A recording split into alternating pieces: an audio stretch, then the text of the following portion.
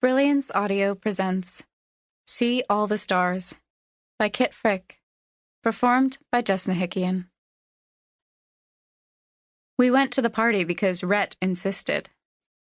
I was perfectly happy right where we were, lying on our backs in Jenni's sprawling front yard, building our best ever summer playlist, telling time by the dandelion clocks until the sky was a white haze of down. We were idle and airy, but Rhett was bored with our listless and lovely string of afternoons. Always the four of us, Rhett, Jenni, Bex, and me. Always at Jenni's big and typically parentless house. Always the same. I wanted only this, the four of us, together, but Rhett said nothing ever happened, and Rhett Johnston was the sun, hot, bright, at the center of our universe. That we revolved around her was simply a fact. Rhett said the whole sophomore class would be at Dave Franklin's party, which was exactly why I didn't want to go. But Rhett was sitting up, latching and relatching the buckles on her tall black boots, and I was the one with a car. Who cares about some boring party? Jenni plopped down next to us and plucked a fuzzy globe from the grass, puffing out her cheeks. What does Dave Franklin have that we don't? She asked. A bathtub full of Coke, Rhett answered. You know that is crap. Bex squinted at the three of us across the porch railing, which she'd been using as a ballet bar. Are you seriously considering crashing Dave's? If Rhett was going, I guess you'd call my consideration serious. The Coke stuff's just a rumor, I said. But really? Who knew? No, it's true, Rhett insisted.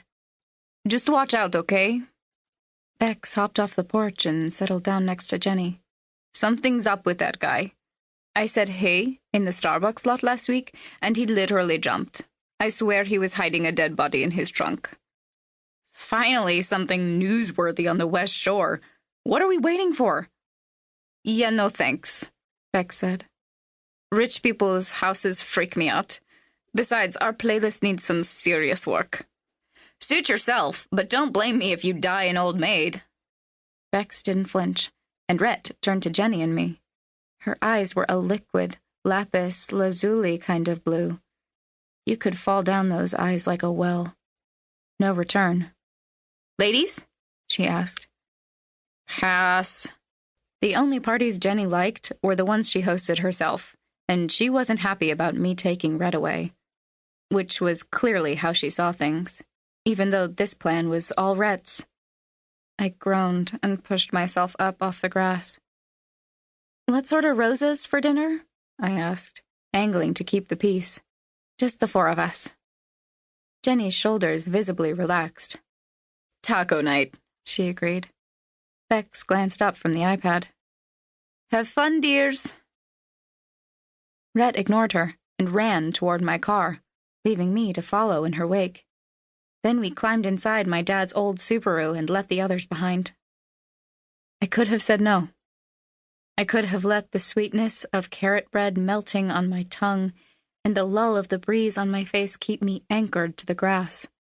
I could have let the trill of the iPad drown Rhett out. Everything that came next might have been different. No Matthias, no lies, no hot, bright surge of rage that flung us all apart, lodging galaxies between us by senior year until we were planets orbiting no one. Rhett, Jenni, Bex, and me. But that day, I was the moon, dark and cold without the sun's light. Ellory, Holland, constant satellite. So I went. Rhett went, and I followed.